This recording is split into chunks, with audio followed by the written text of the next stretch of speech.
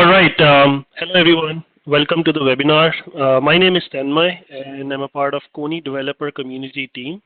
Today, we are going to revisit the concept of reusable components, and we will propose an approach to build applications in a way where reuse and maintainability are at the core of the strategy. Kony digital architect Miguel Fernandez will be doing a deep dive session on today's topic. So before we start the session, make sure that if you have questions during the webinar, you can post it in the Q&A panel. We have experts monitoring the panel, and they will answer you as much as possible. So make sure you post it in the Q&A panel and not in the chat window.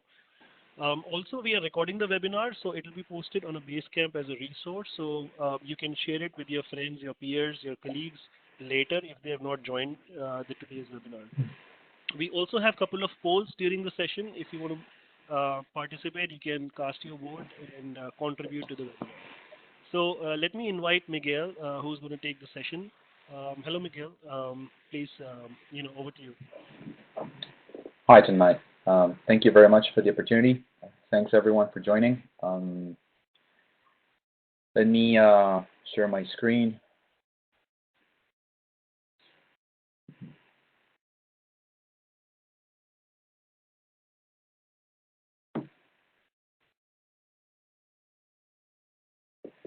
And can everyone see my screen?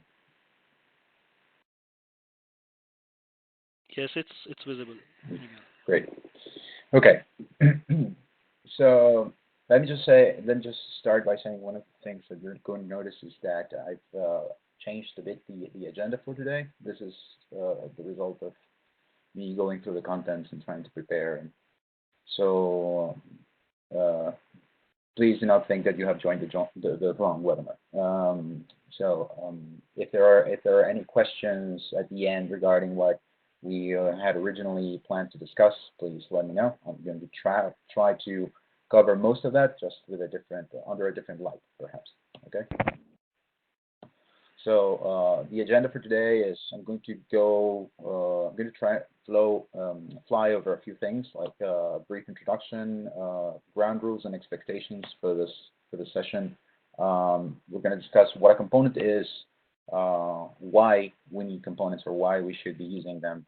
We're going to discuss a little bit about the differences between components and MVC architecture, because there is a lot of confusion going around in terms of where one ends and the other begins. We're going to discuss do's and don'ts when authoring components. I'm going to show you some live examples, potentially code a bit, and then I'm going to discuss the publication subscriber pattern, which is an alternative way of building components, right? And when that is useful. Ground rules and expectations. I am not a slide guy, so if these are ugly, yes, you can joke about them. I do not pride myself on making beautiful slides. Everything we're going to do here today can be done with low-code features, the low-code features of the Kony Quantum platform, which we are not going to use. Okay, I am going to focus on how to do these things programmatically. This is a matter of, I just want to emphasize, this is a matter of personal preference. I know many of you will know Kony as a low-code platform first, but it does allow us to write very good quality code, and I'm going to stress the strong points of the platform in that regard today. Yeah, again, because at least I love to code. I hope you do too. Fair warning, I have not rehearsed, and we are time constrained, so I honestly don't know how long it's going to take us to go through all of these slides. I'm going to try and fly over a few things. If you need me to go back on them and clarify, please post it to the Q&A window. Q&A at the end. And also, I'm going to be doing some stuff live, so if things go wrong, please bear with me. Okay. Intro, for those of you who do not know me, I am a solutions engineer with Kony DBX in the EMEA region. I studied computer engineering back in my home country, Venezuela. I have 12 years of industry experience, half of that in consulting, another half in software companies, some of that in product engineering, mostly delivery, and again, one year to date with Kony DX on the pre-sales team. About presence on the open source community, I don't do this as much as I'd like to, but here are a couple of projects that I've contributed that maybe you'd like to check out. And if you ever need to ask any questions, I'm open to helping anybody who needs it. You can find me on Kony Basecamp, on LinkedIn, GitHub, and Stack Overflow. Okay, so let's get started. Let's get right into it. What is a component? Okay, the first thing is that this is not. I want to emphasize this is not something that we've made up because we are crazy, right? If you are not familiar with the concept, you should know that the W3C has a specification for components, and that every major or all of the most popular web JavaScript frameworks out there have their own implementation of what a component is. We just have today we're going to focus, of course, on our own. Also, it's an architectural concept. It's supposed to help you define how you're going to build your application, right? It doesn't have anything to do with what your application does, meaning this is cross-industry, so you can apply it to any project that you are working on. It follows a divide and conquer approach, which is very common to computer science and computer engineering in every aspect. You do not want to tackle large projects as a whole. Let me emphasize that you do not want to tackle large projects or large problems as a whole, because even though components in the Kony platform have been around for a for a considerable time now, I still see a lot of development teams struggling to cope with the complexity of their projects just because they have not bothered to break them down properly. Okay, so what we are going to see here today is a way for you to stay sane, for you to have more spare time, for you to finish on time, for you to be able to maintain your code better, right? Ship to market faster. So a component is also meant to be standalone, okay? Meaning it's not supposed to have external dependencies. It's supposed to be a piece of functionality that you can ship and move from one project to the next, knowing that you just have to export and import the bundle, that you do not need to add anything else on top of the component to the project in order for that component to work. It also is supposed to be encapsulated, meaning that it should know nothing about the environment it is in. It should not know nothing. It should not know anything about the form that it has been embedded in, and it should not be able to make any assumptions on anything outside its own scope, right? Like anything like global functions that you have defined for your application, or global variables. It's not supposed to know about those. Okay.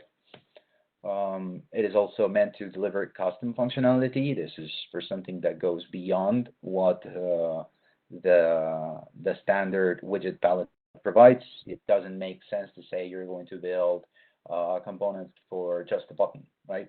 It's meant for doing something with that button. Having a button that has a specific behavior, or calls a specific service, or has a specific animation, right? Also, components are meant to bundle both UI and logic. Okay, meaning if you just wanted to reuse UI without any logic, then you don't really need a component. All that you really need is a template, right? And there are ways to create those, which are called components without a contract. Or if you just wanted to reuse some logic, then you would use a standard JavaScript module that you can leverage throughout your application. A component is supposed to be something that is reliable. Okay, it doesn't make sense to create a component that you have not tested thoroughly, that people cannot trust, that if you drop in a certain type of project, will break. Okay, So in order for you to actually get the most out of components, you need to test them properly.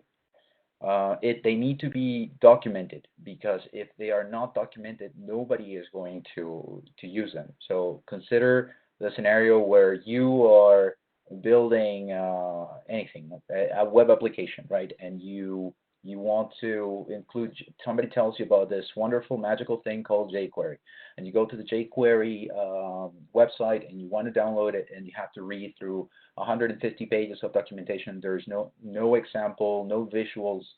Would you use it? Probably not, right? It needs to be documented in a way that it can be understood within just a few minutes of looking at the screen. Otherwise, people are not going to use it, right? And also, I want to emphasize this: components are fun to work with. That's my son. He loves building stuff.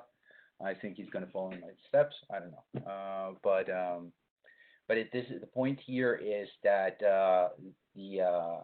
building an application, above all, building a complex application, can sometimes be tiring or confusing or cumbersome, or but building it component by component can actually be enjoyable, because you do not need to bother with the whole of the complexity of your application at once. You can just take it piece by piece and solve each individual piece separately.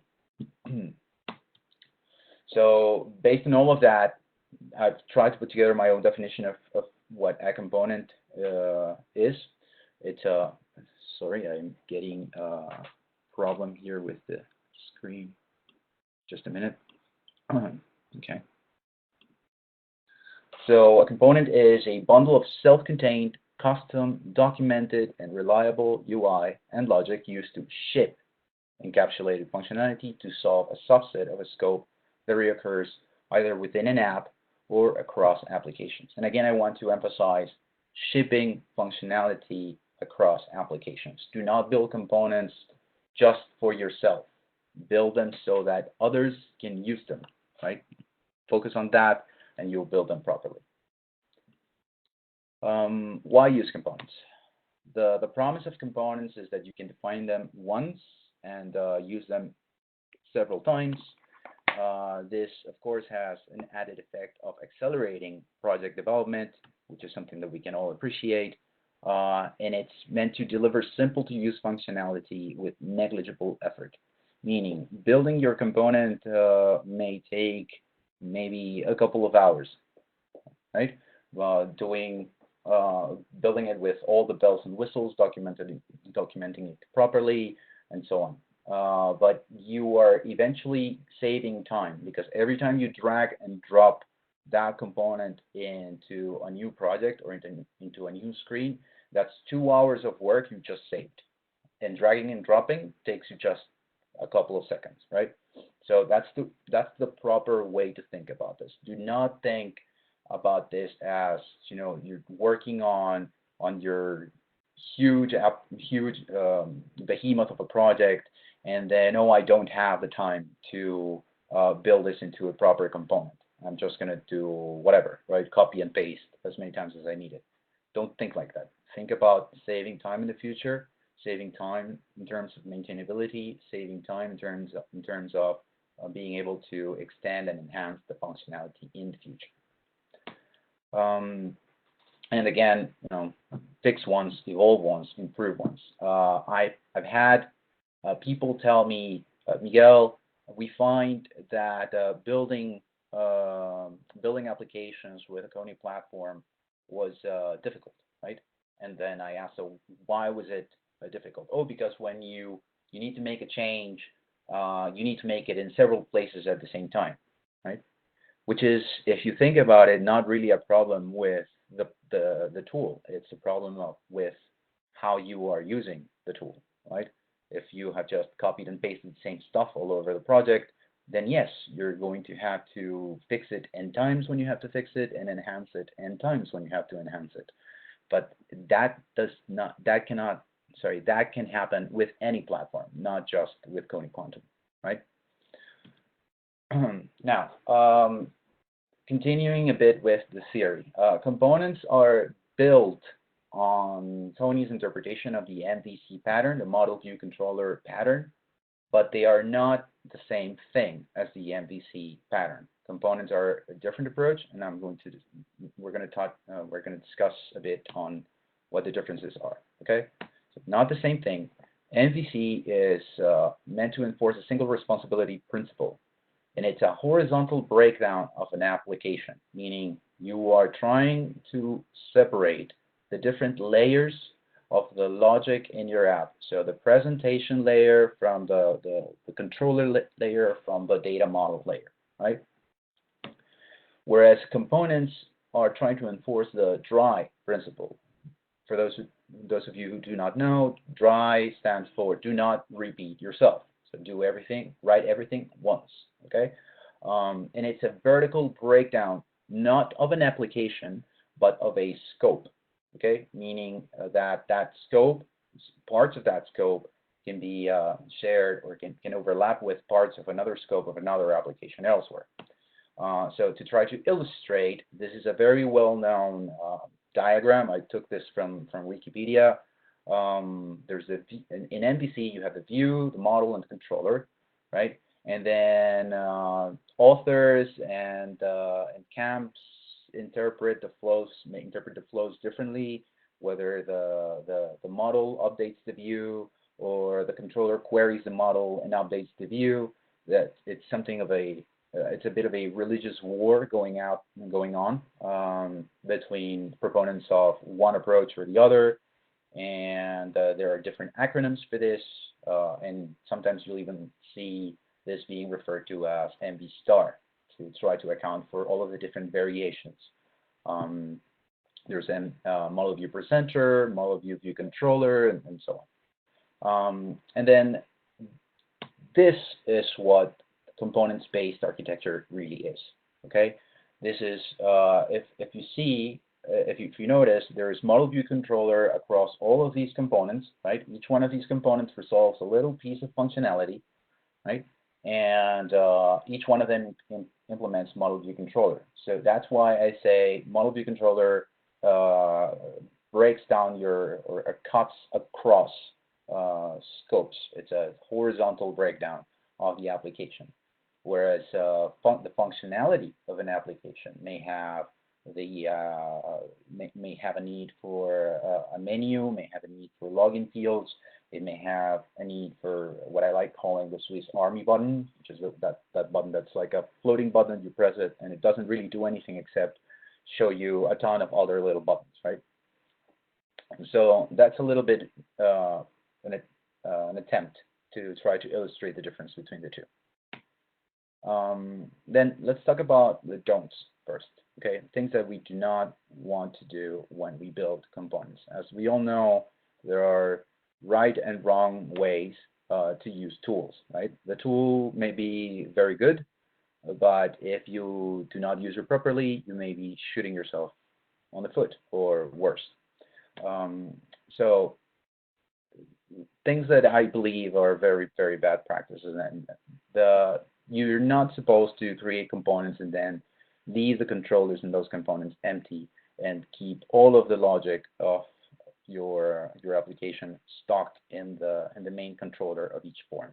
Okay, the purpose of breaking your application down into smaller bits is to break down not just the UI but also the logic, and it's healthy to break down the logic, and it will save you a ton of time further down the line to do when doing maintenance and enhancements and so on. Do not abuse the global scope. So components, the Kony's MVC pattern is built on require.js, asynchronous module definition, and you can use dependency injection into those modules, and I'm going to show you how. What you should not be doing is creating components that depend on things that you have defined in the global scope. Okay, and then also, this is one of the things that I'm going to propose today. We should all adopt is you need to try and start curating your components inside small projects that are only for that component. Meaning, do not try to create a component inside of a huge application, right? And add all of the bells and whistles and test it and everything inside of that huge application. You're going to, so your build times are going to be longer. You risk affecting the application, missing details, running into merge conflicts. You should not try to do that. And I'm going to propose an alternative approach to that. Okay. And do not try to build components with overcomplicated goals. If you remember the prior slide, my components there were very, very small pieces of functionality, right? A very little menu, a very little button, very little.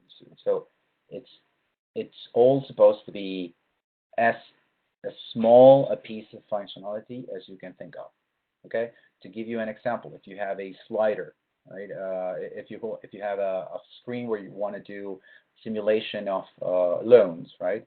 Then the slider that you move left or right to select the amount you want to borrow may be a reusable component in itself. It doesn't need to be the entire. You don't need to build out a component out of the entire functionality of the screen, right? So do's, create each component in an independent demo project. Okay, this is so you can think about things like, what properties do I need to expose? What methods do I need to expose? What things is another developer consuming my component going to need in order to use it properly? Okay, so if you put your project in a dummy or demo project where you're just working on the component, then all of the logic outside of the component can be specifically to test the component. It doesn't have to be the actual logic of of the application that you're trying to build in the end, right? So you can focus on testing it.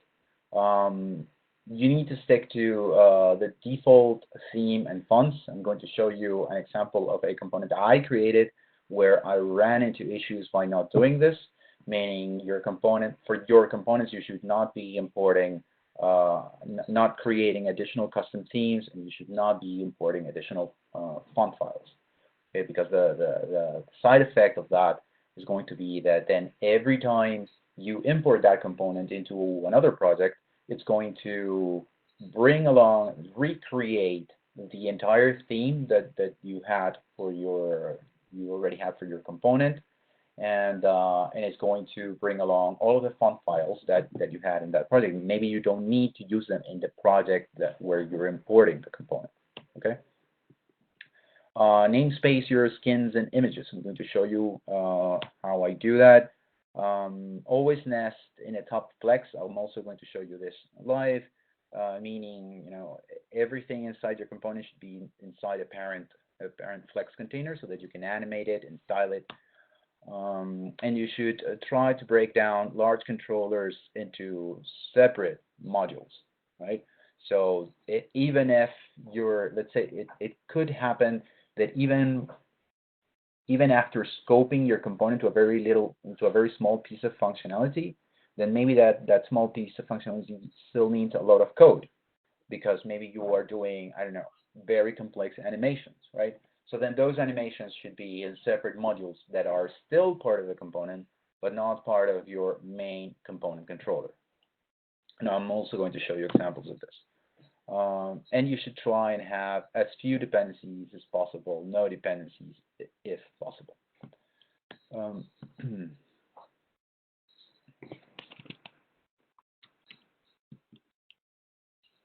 Okay, so also you need to version your project rigorously, publish releases, export your project, export the component and attach it to that release. I'm going to show you how to do that. I use github.com for that. Which is great. For those of you using GitHub Enterprise, it's a great tool to work with. You can do the same with Bitbucket. It's a matter of, or with GitLab, it's a matter of taste. But I'm going to show it to you today with github.com. Okay, and also so you can freely access the examples I'm going to build. And also you need to document rigorously and add pics. So people are going to use your components if they can easily relate to the functionality that you are trying to deliver with them. And nothing is better for doing this than giving them visuals. If you try to describe what your component does and you do not show visuals, very little people are going to actually get it, and they're not going to be as enthusiastic. Most are not going to be as enthusiastic about using your component because they won't know what they're actually getting when they import it. Okay, so now I'm going to show you a few examples. I'm going to walk through the standard stuff, how to add standard properties, skins, methods, and events to a reusable component. And then I'm going to get into the custom stuff. So custom properties, custom events, and custom methods. Okay. So for the first example, I'm going to show you a component I call the amount slider. Sorry. Right, which is this. Again, this is publicly available in github.com. Basically, it's just a slider with a label here, and this label is formatted. So you pick the amount using the slider, and then the logic inside the component formats that according to the locale of the application, right? And it adds a currency symbol. Okay. So for that,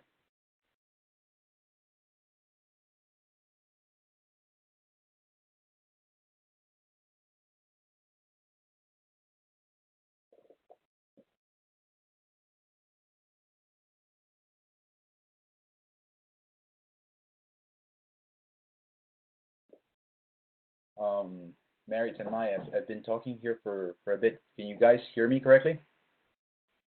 Absolutely. Loud and clear. Okay, great.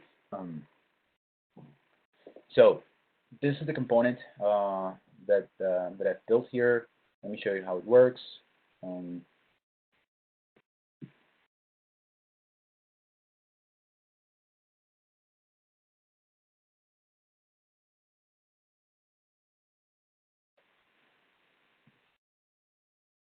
As you can see, there's nothing else in the form, right? The whole purpose of this project is just the component, right? Now, just to show you how the localization works here, you know that there's a Kony dot get current locale function, right? In this case, it's Spanish. Right? Now I'm going to change it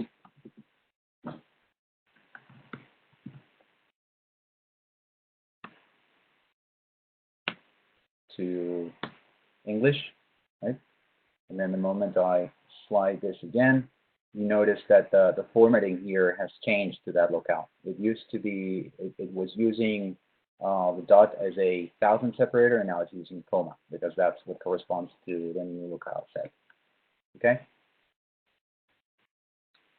And again, the only thing the project has is one form and one component. And the whole purpose of the project is to test this component in particular. So to take this as an example, if you look at the structure, it is very simple. It just has one parent flex, a slider, and then here it has this currency label and this amount label. That's all it really has. Okay. Now, in order to work with this component, you define the component's controller. You can see it's a very small controller. This is very manageable functionality. You can use this several times in an application. I think it kind of illustrates very well the point that I was trying to make, right? It would be a lot harder for you. Building this took me approximately 10 minutes, okay? Then documenting it thoroughly, having a sandwich, it took me maybe another 5 minutes. So it's very simple to do, and you can save lots of time doing this. Whereas if I had tried to build this from a larger application, it would have taken me a lot longer to build, and I would have been a lot more concerned with not trying to affect the overall application, not trying, so it would have been a lot harder, right? Um, Now, looking into the properties of the component, just for those of you who are not familiar with how a component exposes properties, there's when you select the UI for the component, notice I'm standing on the templates tab, and I have selected this component out of the components node, right? And if I click here on the panel to the right, manage the properties, I can see all of the properties that I have exposed from this component. Okay, when you expose, there are standard, let's say call them standard properties or pass-through properties, and then there are custom properties. Right? The standard properties are those properties that belong to another widget within the component, and that you somehow want to expose for other developers to be able to manipulate. Like for instance, uh, here I have selected the slider widget inside the component, and that when I click here, I can see all of the properties within that component, right? Every slider widget from the palette has a max and a min property that you can control, right? So I've given it a name here. Maybe that should be a capital and max value for this one, okay? And then the programmatic of this is max, and the programmatic name of that is min, okay? And then here I can group my properties. I can click to manage groups, and you can see I've created two groups of properties, one for the settings of the amount slider, and another one for the look and feel, okay? And then everything that is a skin, like for instance, the skin on the slider, right? I've put under look and feel, and everything else I've put under settings. Okay. Now, what happens when you expose these properties like this is that then on the form where you use the component, so on this form in particular, form 1, when I have created this instance, now you get the standard tabs that you would get for any other widget: look, skin, action, review, but also you get this component tab. Okay, and this component tab exposes, which lists the properties that you have exposed. So for instance here, apologies, you can see it lists all of these properties that I had already configured, and you can see that there are others. There are look and feel, which are not really skins. Like for instance, this is the thickness of the slider, and I've also added this currency code, this currency ISO code property to the slider. Okay. Now, if I go back to the definition, sorry, apologies, and then the other thing you can notice is that I exposed a bunch of skins, but they're not listed here under the look and feel group, right? So what I can do is I can go here to the skin tab, and then I can click on selected skins, sorry, exposed skins.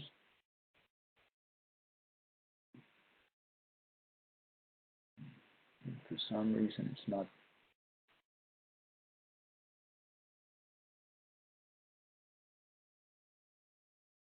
Let me manage this again.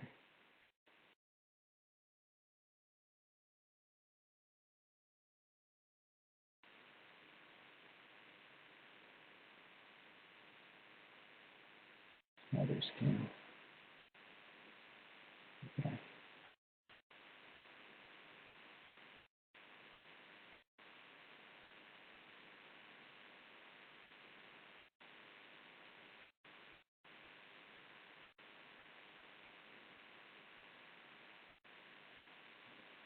Weird. It's not. I don't know what's wrong with the project. It's not showing me the skins here. It should be listing the skins that I have exposed. Maybe we'll get to see. We'll get a chance to see that in another project. Just as a last resort.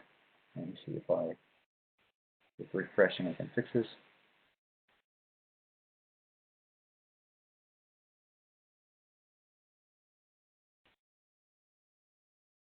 Maybe I have damaged the project somehow. Okay, so going back to the properties, if I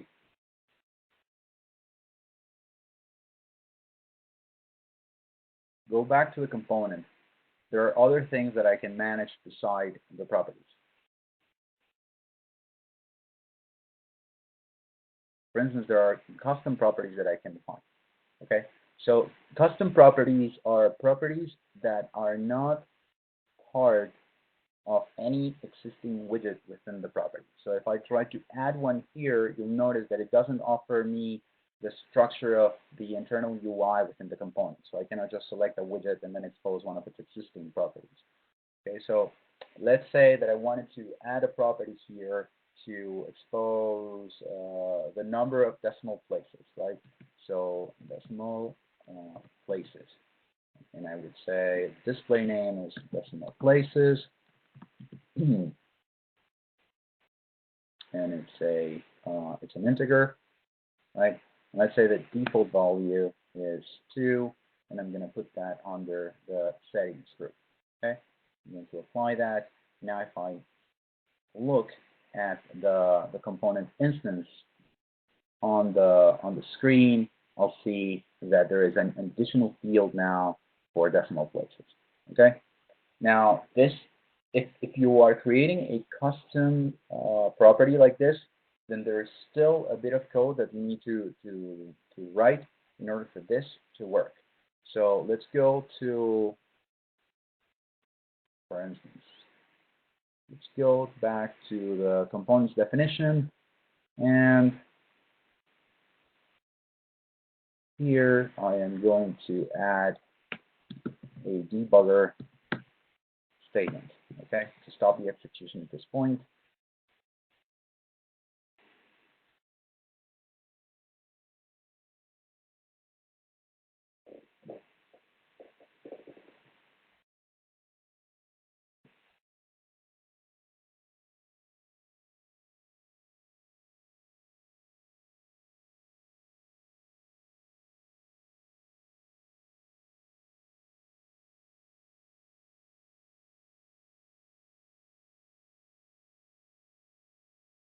Okay, so in order for the debugger statement to kick in, I have to select the debug option here and reload it again, and there it is, right?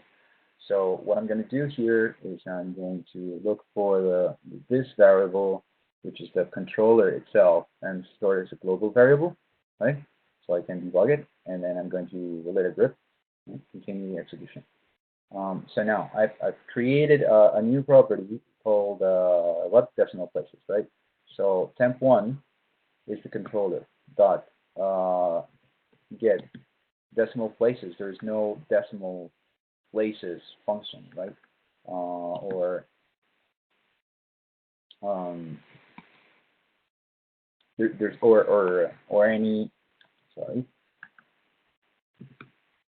set decimal places option.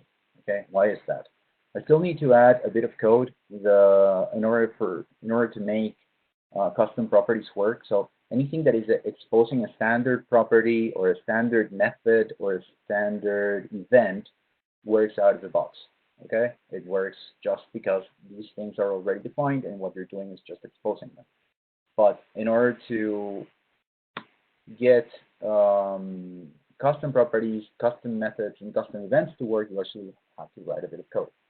So there's a snippet that you can get from our official docs. I keep a snippet here on a GitHub gist, and for convenience, right? And you can just copy and paste that there. And you have to do this for every variable that you want to define.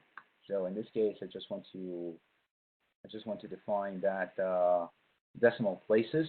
Let me just check the name of the custom variable. decimal places.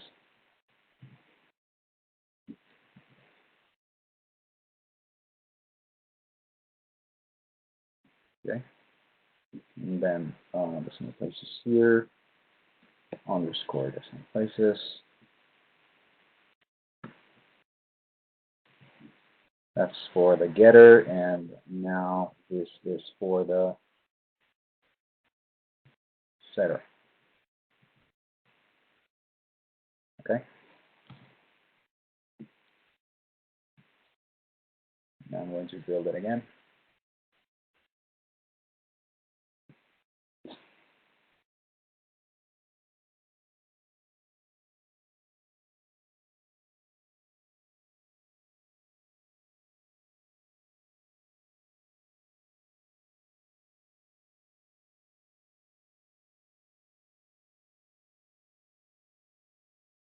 And again, I am going to expose this variable, and then a little bit, and 21 dot.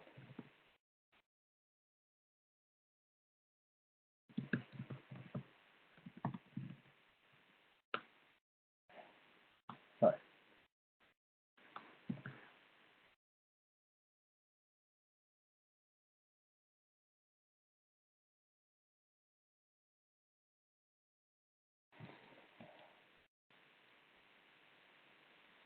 Let's try it like this. I am going to expose this property in a label.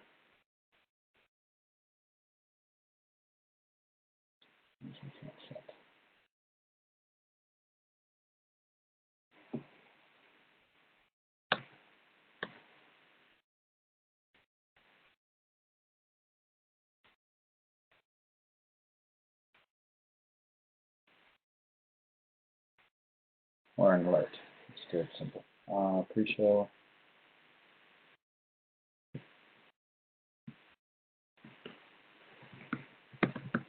Pre-show. So as you know, components, both components and forms have their own lifecycle events.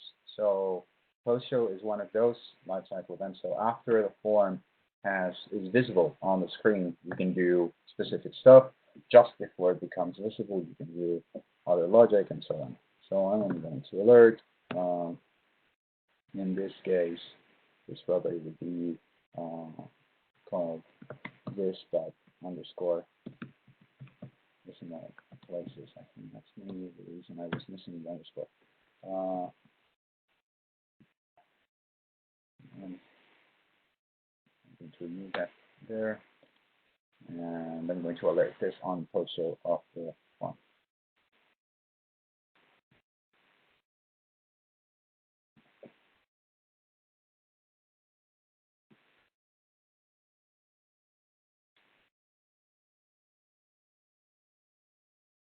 Right, and I need to wire that. So in the constructor,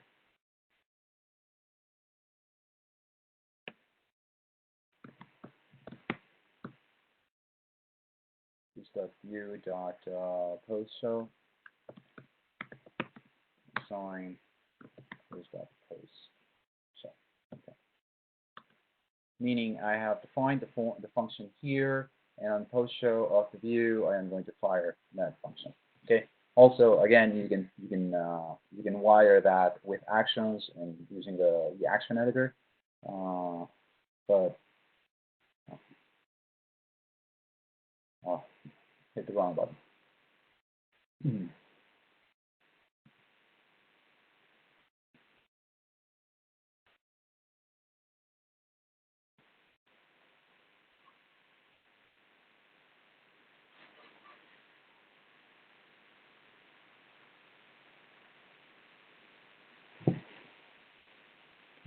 Getting an undefined. There's something wrong with this component. Okay, I'm gonna have to work on this offline and publish the component once I've fixed it. I don't know. I've been what I've done wrong with this one in particular. But let's move on to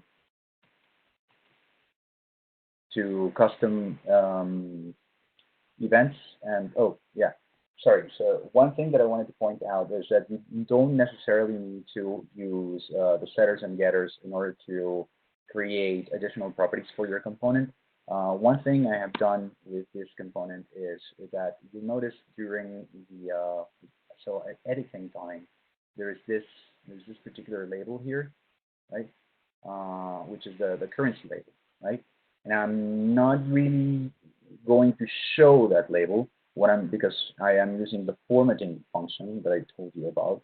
So what I'm doing with this really is that on the creation of the component, I am storing the text that the developer has used at design time, right? And then I'm using this variable as an input to this formatting to this formatting function here, right? And then on the pre-show, on the constructor, in the same constructor, I am setting the visibility of that label to false. So that label is only visible at design time. I'm hiding it after that during runtime. It's being hidden, and then I'm using the value just to be able to format the amount. But so in a nutshell, what I'm doing is I am creating a custom property without really defining any setters and getters. I am abusing the property of an already existing widget. Okay. Then for the other examples, like the custom events, I have this other component that I wanted to show you, the reveal.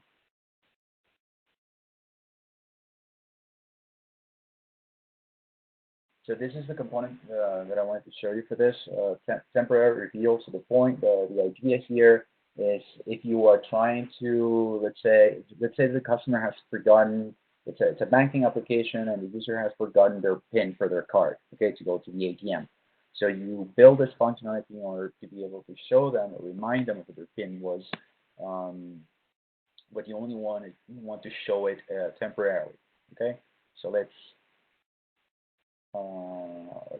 yeah, this one. Let's jump to that project. And let's see, I think we're doing really bad on time.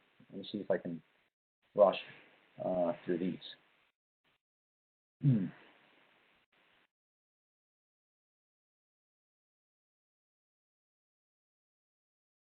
So let me show you what it does, how it works.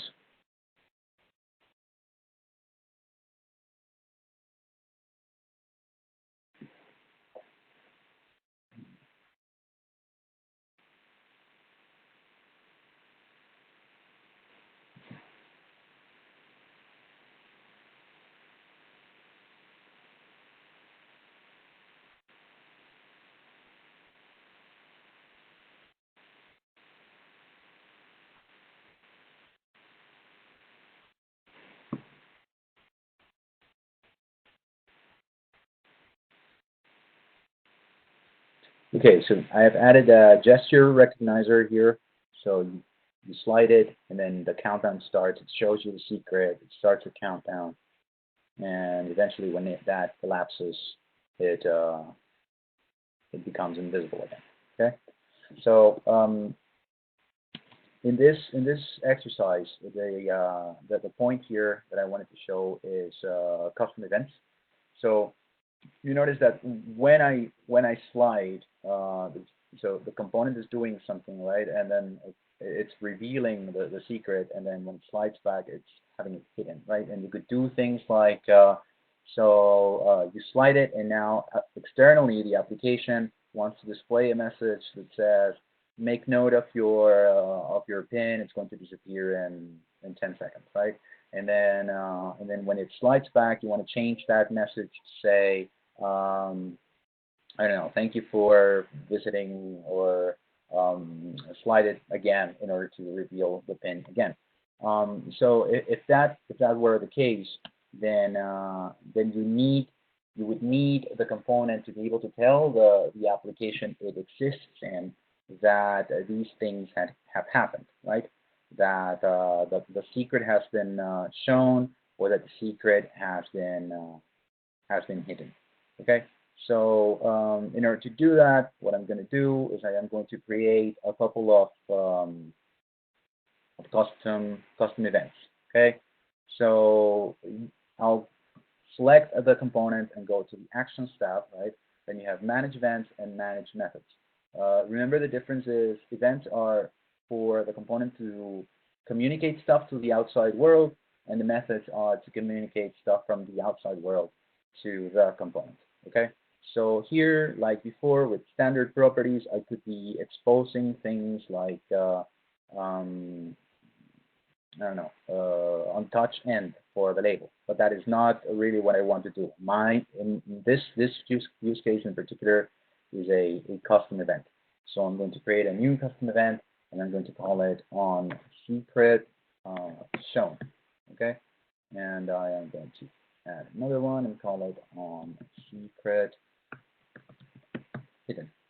Okay, apply. Okay, so now these two are now defined, right? But I need to invoke them from my code. Again, for anything that is custom, you need to write a little bit of code, or wire it in the actions editor. So looking at the component, there are a couple of places where I need to add these invocations. Here, when the countdown, right, you see here. So this function is the one that actually animates the lid to slide it away and make the pin visible, right? So after it is done with that animation, I want to say this dot on secret shown, okay? And then here, where in this other function in the countdown, where the you notice I have a bunch of if statements here. So if it doesn't go into any of those statements, it's because the countdown, so the timer is 0. So I am going to hide the I'm going to slide, sorry, the lid back into position and make the pin invisible, right? And then after that is done, I want to invoke this dot on secret hidden. Okay. Notice that I haven't really defined on secret shown and on secret hidden. These are, at this point in time, they are functions that do not have a body. Okay. I'm just invoking whatever the parent form will make or will assign to these events. Okay. So on the parent form, on the form controller here, what I'm going to do is I'm going to let me just overwrite this, and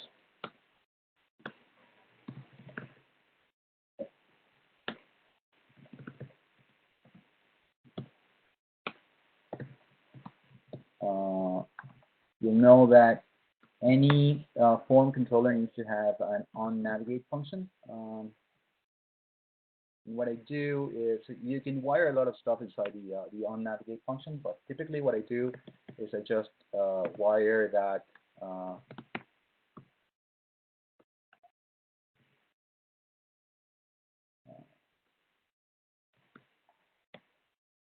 to additional functions that point to the lifecycle events in the form's lifecycle. The form has more granular control of its lifecycle than the controller does. So this dot post show, which doesn't yet exist, and I'm going to define that right away. Post show.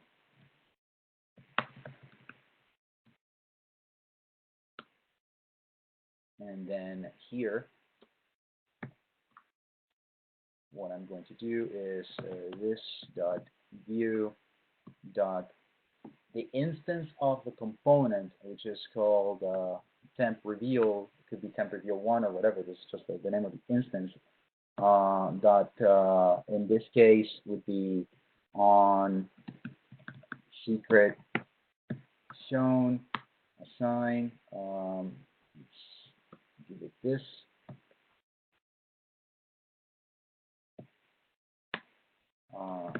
alert shown, right? And then let's do the same for the other event. So on secret hidden.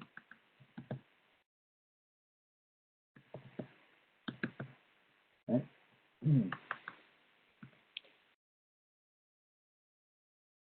So notice that here the parent form is the one giving a body to these functions, right? So I'm assigning a function to the event. Okay. Hopefully this one. Let's see if it shows my function.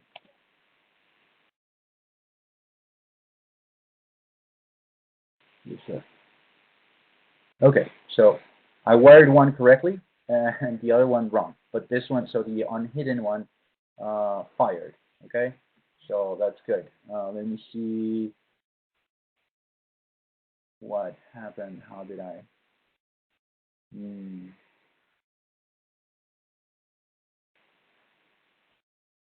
My secret. Oh, right. Let me spell this. My secret. There you go.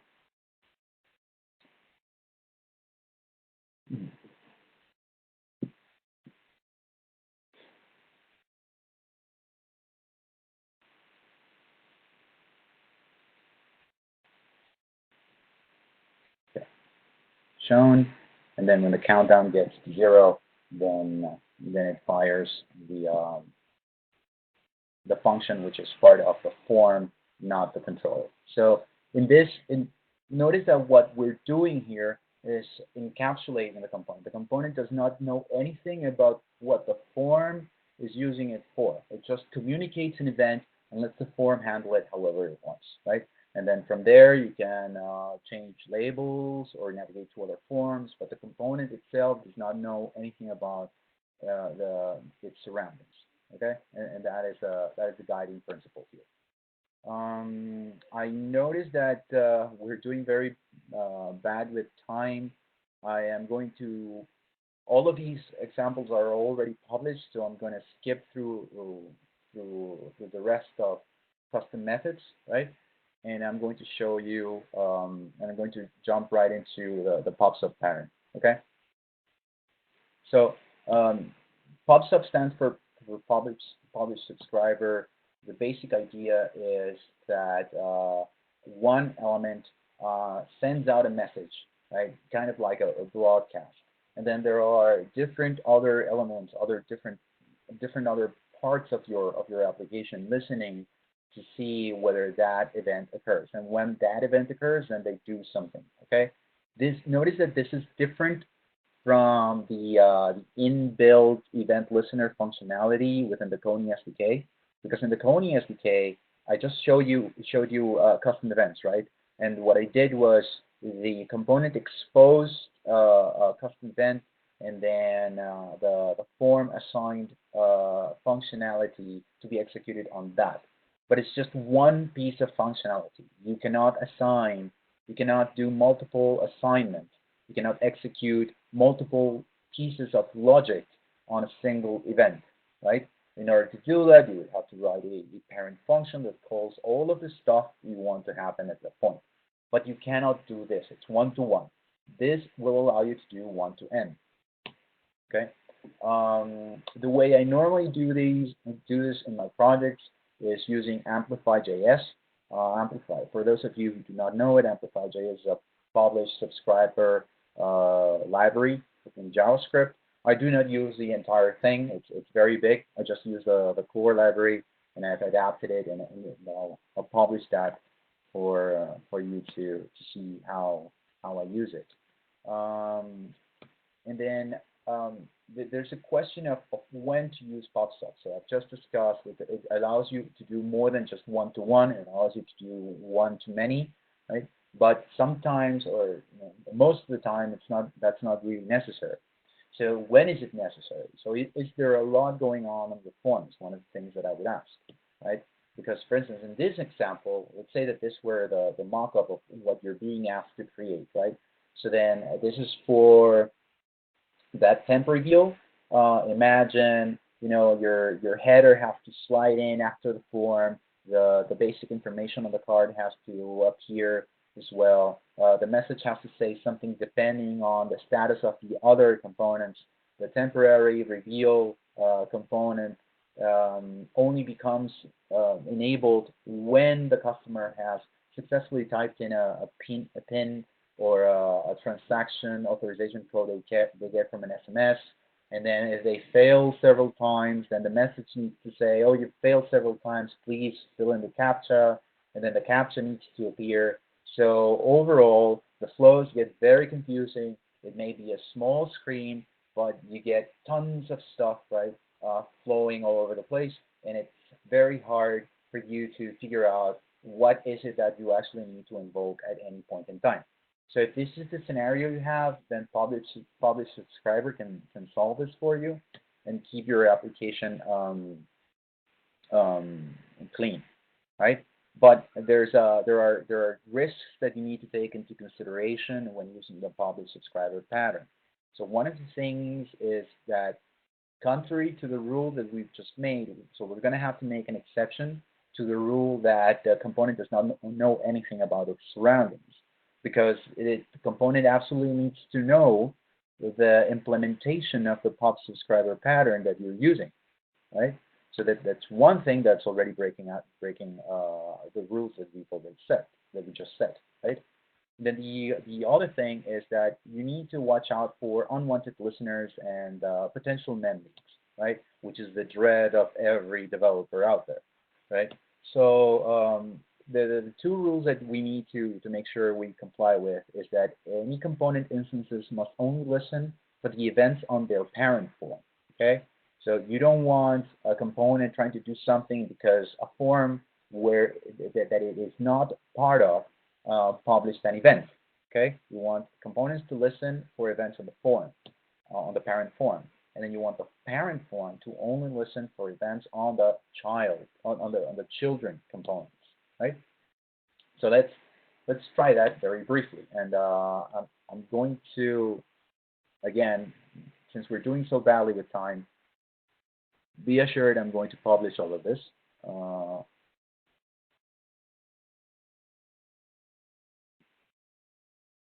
So, Tanmai, what do you say? Maybe another 10 minutes or 15 minutes? Yep, sure. Yeah. Okay. Yep. Okay, so I have this project just to demonstrate the whole PubSub concept. Okay, if I show you, let me see where I'm standing at. Just a second.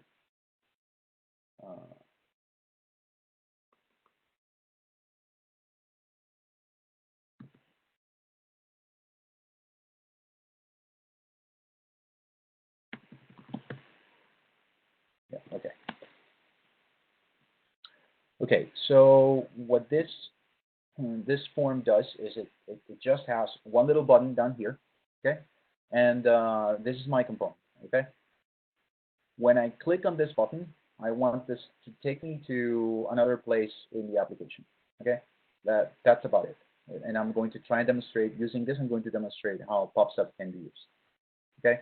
So if we just run the live preview here,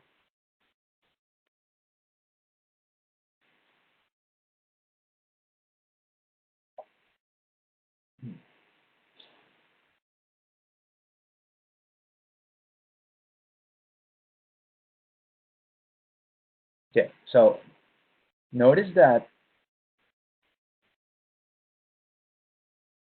it's got a little animation there on the way in, right? And then that's about it, okay? It doesn't really do anything, not yet, okay? Anyway, so what I want this component to do, so I want it to take me to another form, okay? But if I wanted to, just a minute.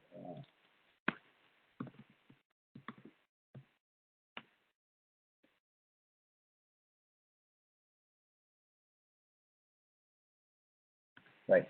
But if I wanted to add functionality to this button, this is the controller for that button. And you can see that all it's really doing is it's wiring. So the constructor is just wiring these other two functions, and then on pre-show of the view, moving the button to 100% of the top. Let me just show you why is that. The button is here.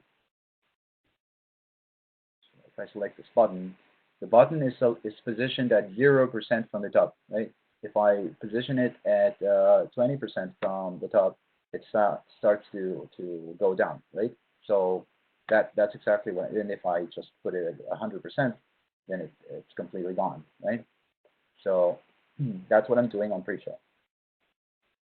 So on pre-show, I'm basically moving it out of view, right? And then on post-show, I'm sliding it in, right? And then here you can appreciate what I said before. If the component is very, very small, but then the logic instead of it starts getting convoluted, try breaking it down into smaller pieces.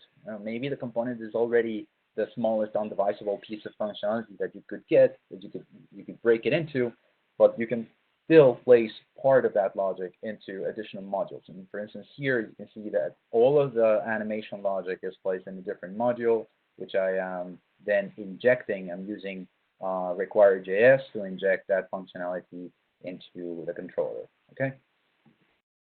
So practice doing this. It will, again, it's a game changer. It's going to help you a lot. But anyway, the other thing, so I want this button to take me somewhere, okay? So typically I wire buttons, anything that's an action on post-show. So I would normally go about this by saying this, one in the middle, this dot view, and then the button is called go button, right? On touch end, right?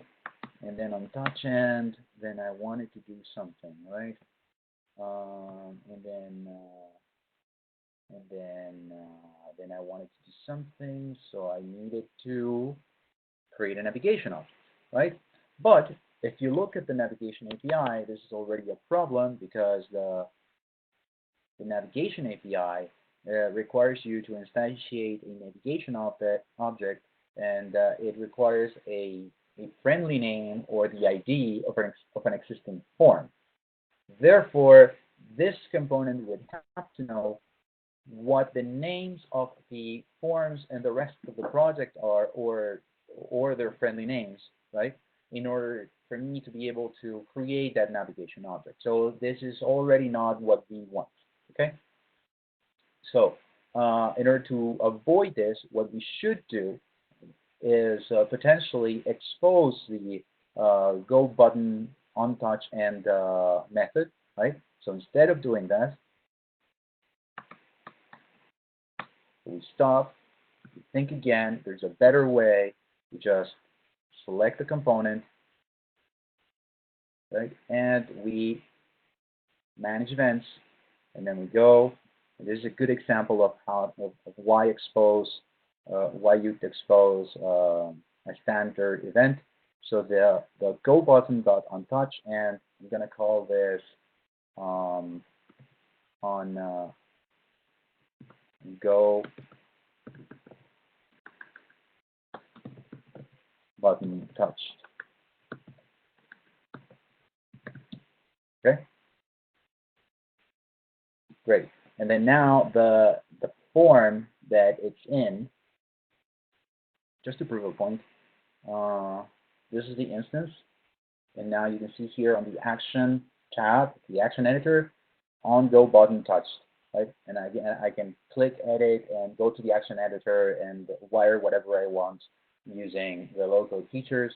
But what I typically do is I go here and I wire it in code. Okay. Now I'm not gonna wire it in code yet here, or rather, just to illustrate. Function. You can do this two ways. You can return an object or you can return a function. Return, and then this becomes a controller, and navigate function, right? And then actually here, I could do things like this dot view dot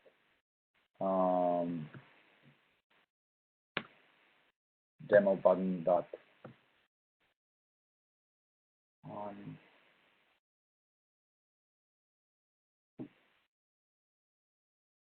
on go button touched,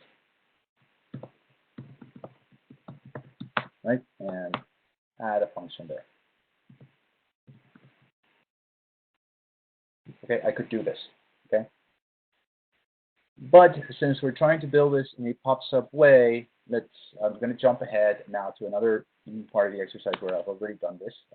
So I'm using Git.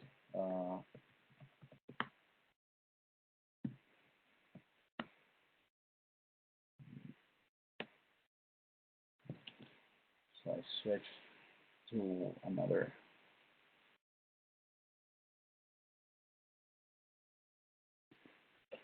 version of the project. Okay.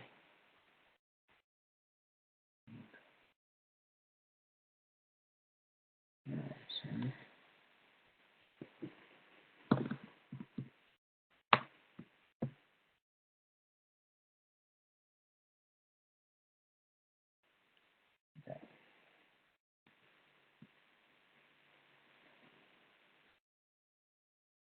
So here,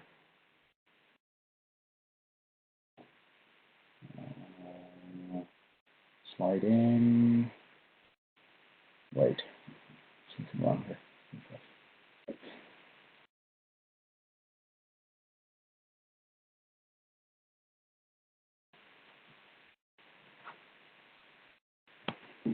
It's not the right. What happened here?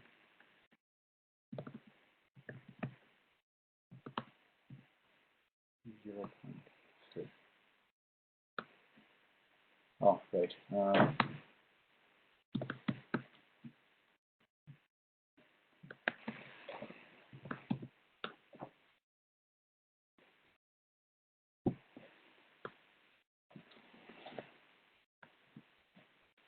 I think I was not able to switch branches before.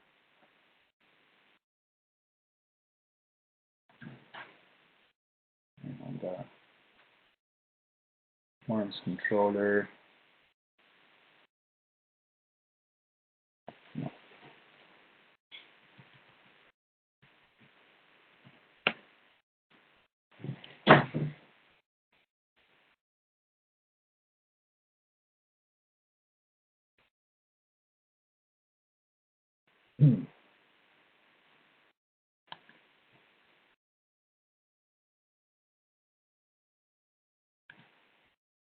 Okay, so here, what I'm going to do, I told you I was using the Amplify core library. So what I've done is I've included Amplify.js into the project, and also the way I normally do navigation is I create a router object, and all my navigation is done inside that router object, and I have tries and catches so that it's easier for me to debug any awkward situations when my application is not navigating the way I expect it to.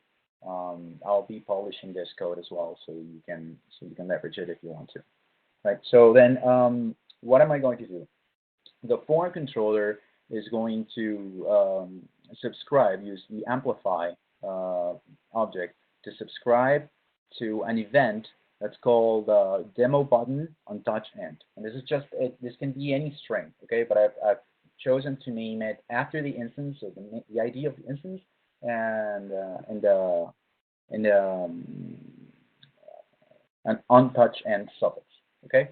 And then when that occurs, it is going to fire this function. And this function is simply this, and it will create this message saying fire listener, and it's going to take me to a form, to another form. Okay, notice that the other form doesn't exist, so the navigation is going to fail. Okay, but that's part of the exercise. And then on the template side, in the component, what I've done in in the controller is that here on post show of the controller, I've said this.view.go button on touch end, and this is where we were going to add functionality to navigate, right? What I've done is I've called this other function, which simply publishes this event. It publishes demo button.onTouchEnd. Okay, so let's see how that behaves, right? Notice that in this approach, the component has not exposed any custom events. It has not exposed any custom methods. It is all being wired through the amplify object using the publication subscriber pattern. Let's give it a minute to run.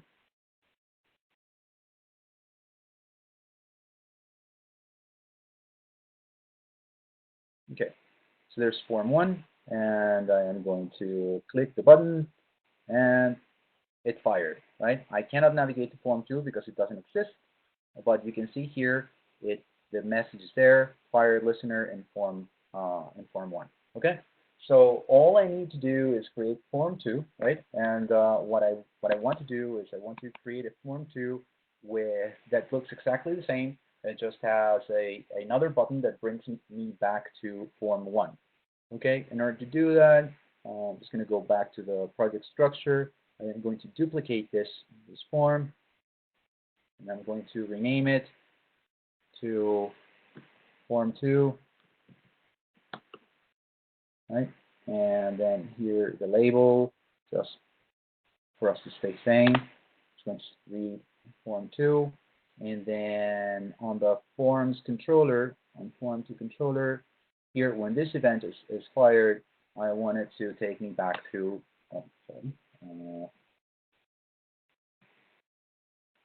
form 1. Okay.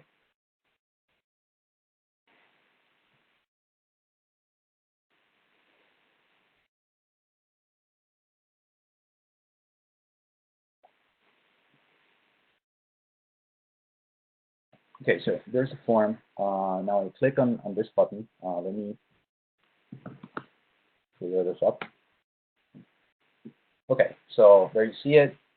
Form fired event listener in form 1. It took me to form 2.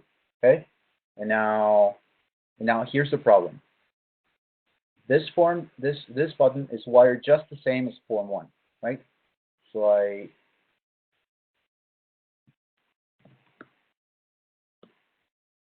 expect to see the same thing, right? But I'm not seeing the same thing. I'm seeing 2 events fired, okay? One in form 1 and one in form 2. Now, why is that? Because the form is listening for an event, right? And the component, you have to think of the component as a definition, right? But each time you put it into a form, it becomes an instance of that definition, right? So there are 2 instances of the component, one in form 1, one in form 2, and they are both publishing the same event to the same topic, right? And broadcasting that message. And both there are 2 listeners, one in form 1 and one in form 2, and they are both being fired, right? So that is the danger of using publication subscriber. This is what we wanted, right? So what we originally had, we had one form and one component instance. Let's call it component instance 1, right? And then we wanted to add a second form and a component instance 2 inside that form, publishing an event, and then the form needed to fire a listener on that event.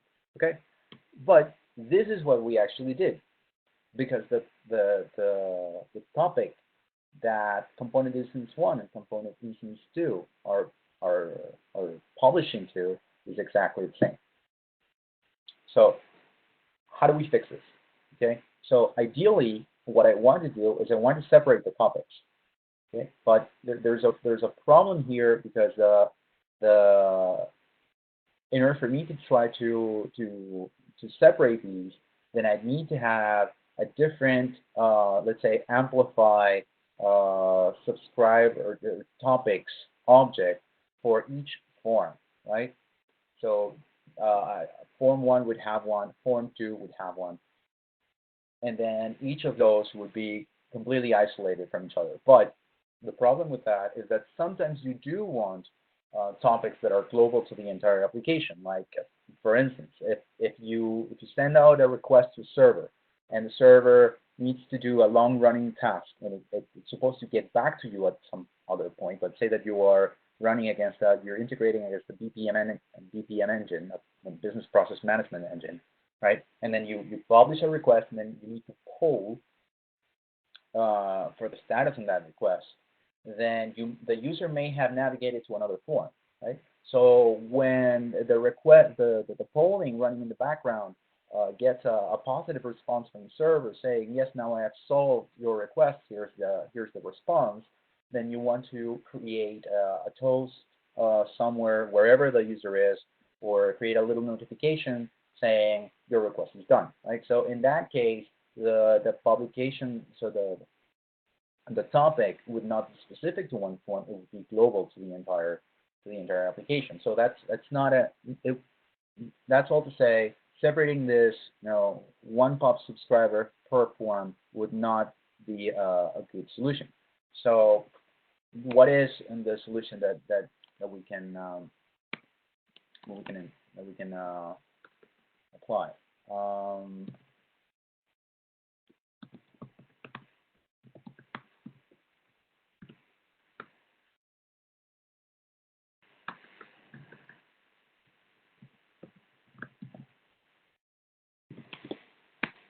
Moving to another version of the project, a later version of the project. I need to refresh.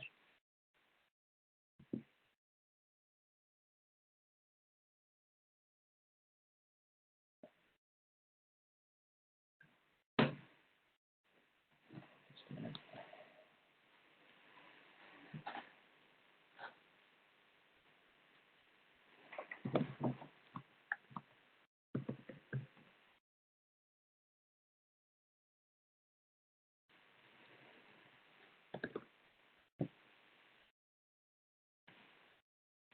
Okay.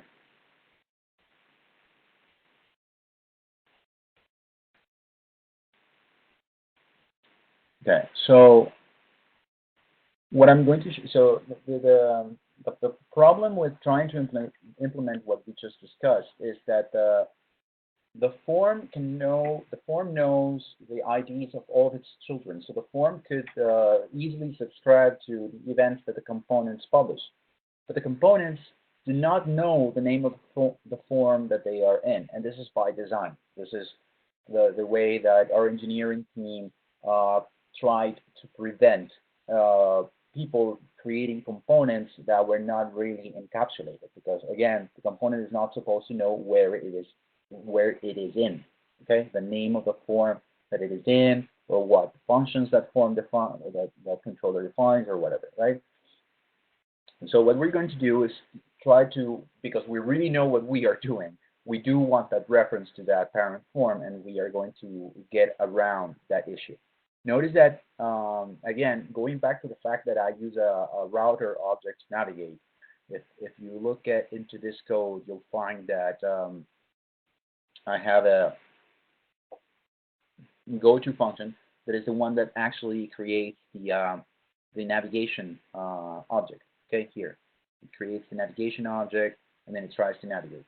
Okay, and I am going to abuse this component, right, to keep track of what the current form is. Okay, I have defined a getter and setter and a variable inside this object. So the var current is the ID of the current form, and I have a set current passing in the ID of the current form, and I get current. Okay, and then what I'm doing in every controller inside the project is that on navigate, right, I do router set current to this.view.id. Okay, so now by making a reference to this router object, I can always say from any component of any form, I can say $router get current, and it will give me the ID of the current form. Okay, and the new version of this demo button controller, now when it publishes, it's saying amplify publish, right? And it goes router get current, so that's the ID of the current form, right? And dot demo and touch end, right? So it doesn't really know who the parent form is, and it doesn't matter. It just needs to know who the current form is. And it is publishing this event so that the existing form will listen for it. Okay, the currently visible form will listen for it. Okay, and then the controller for each one of these forms is doing something similar on the subscriber side. It is before I was just subscribing to demo button on touch end. Now I am subscribing to the form ID dot demo button dot on touch end. Okay, and if I and that is happening on both controllers. And if I now run the live preview, you'll see that instead of getting the listeners in both forms firing, we're supposed to get just one, the one for the current form. So here, clear this. Right, so one fired, and I am standing now on form 2, and then I click here, back to form 1, and only one fired. Okay, if you want to see that again, only one fired, only one fired. Okay, so that solves the problem with the publication subscriber pattern, and I wanted to, so which brings me basically to the end of the session, which is really good because I think we're terribly over time. Some stuff that I would like you to go and do on your own. Go build a component. Okay, it doesn't need to be a huge component. Right? Pick something small. Pick something that appeals to you, right? That you can relate to. If it doesn't need to be related to your everyday work. In fact, if it's not, maybe it's better. It needs to be, the idea is that you make it into a tool project that you can experiment different concepts with, and you get into the habit of creating one project per component and curating that component inside of that project. Okay, and then, so that you make the exercise of shifting hats, right, and not just being the publisher of the component, but also when you step into that that demo form where you are actually instantiating it, you shift hats and you start thinking, okay, what skins will any other developer need? What properties should I expose for any other developer to use, and so on. Right? Document it and publish it. I encourage you to use github.com, but you should also know that the Kony marketplace allows you to publish components. Right? You can submit components for publication, and this is actually encouraged. Okay, so try to share with the community. So it's kind of an exercise of trying to showcase what you can do, and the idea is that it will drive or inspire others to contribute as well, and so that we can all grow as a developer community, right?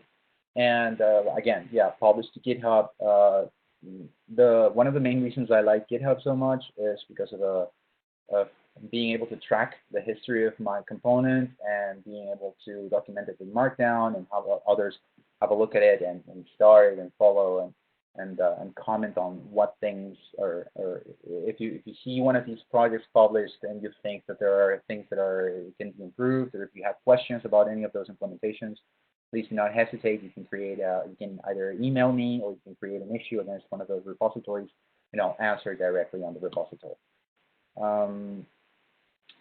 After the session is done, I think we can still have a little bit of Q&A, but after the session is done, if there are any outstanding questions, please go to basecamp.com. And thank you all for joining. It's been great. And I want to thank Mary and Mai for hosting, the Basecamp engineering team, of course, for making it possible and giving us a place to share as a community, and Philip for being my wingman today. Thank you. Okay, thank you, Miguel. Thank you so much for your time and session today. I know it took a bit longer, but a lot of information to share, and I'm hoping that audience today is taking back a lot of info from your webinar. Thanks to everyone who has joined us today. If you've joined for the first time, just want to tell you that we will be posting the webinar recording on our events page, so you can later on, after a few hours, check out the events page on Basecamp, and you will see the webinar recording. You can share it with your peers, friends, colleagues if they've not joined us today. Miguel, there's one question from Sagar. I see. It says, can we use ES6 observable instead of Amplify.js? I've not experimented with that, but let's see. I do have.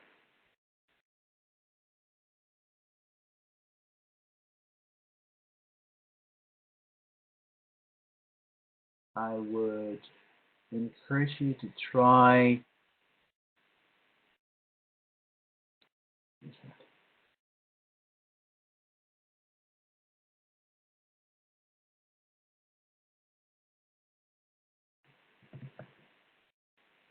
Oh, I haven't published it. Okay, so I haven't tried that.